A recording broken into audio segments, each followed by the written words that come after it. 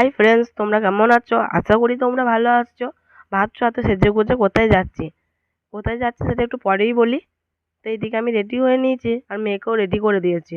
ওর আগের দিন খুব জ্বর ছিল, তো আজকে একটু ঠিক আছে, তাই ওকেও নিয়ে যাচ্ছি। আর এদিকে আমি রেডি হয়ে নিয়েছি আর শাশুড়ি মাকে বলেছি ফোনটা ধরতে। তো এবার বেরিয়ে পড়ছি। মা তো আমরা জল নিয়ে বেরিয়ে পড়লো আর দিদি ভাই এত সাজছে যে সাজটা শেষ হচ্ছে না। তাই দেখো ফাইনালি আমরা বেরিয়ে পড়েছি। আমাদের অরিত্রবাবু আগেই চেপে পড়ছে।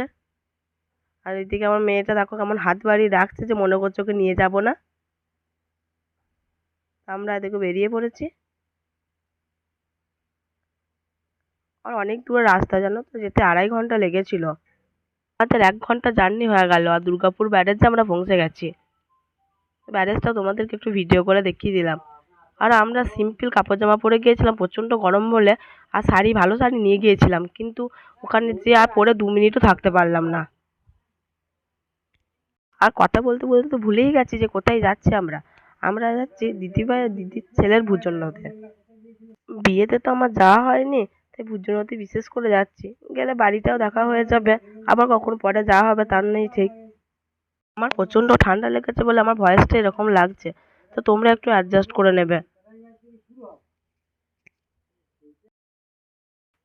শেষমেশ শেষে আমরা পৌঁছে গেছি। আর এই বাচ্চাগুলো কেমন নাচছে দেখো।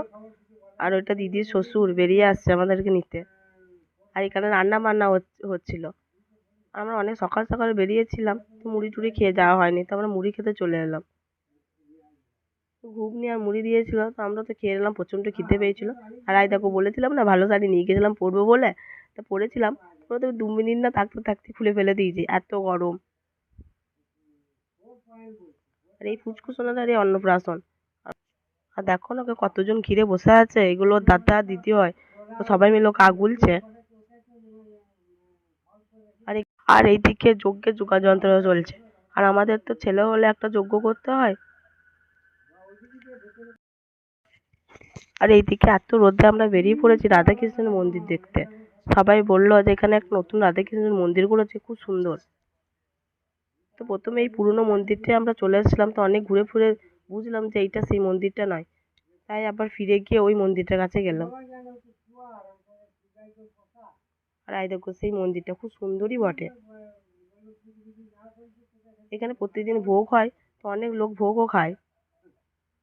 আর দেখো এখানে একটা কুয়ো রয়েছে, তো আমি দেখছিলাম উঁকি মেরে যে কুয়োটায় জল আছে নাকি, তো দেখলাম জল নেই। আর এই গ্রামের না বেশিরভাগ মানুষ সব নিরামিষ খায়। আর মাংস আর ডিম তো এখানে হয়ই না। আর এইদিকে দেখো পুচকুসোনাকে চান করাতে নিয়ে যাচ্ছে। এত রোদ বলে আমি আর যাইনি।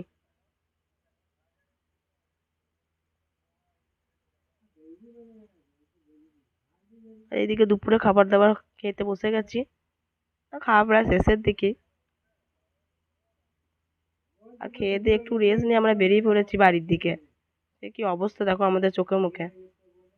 আজকে ভিডিওটা এখান পর্যন্তই। টাটা।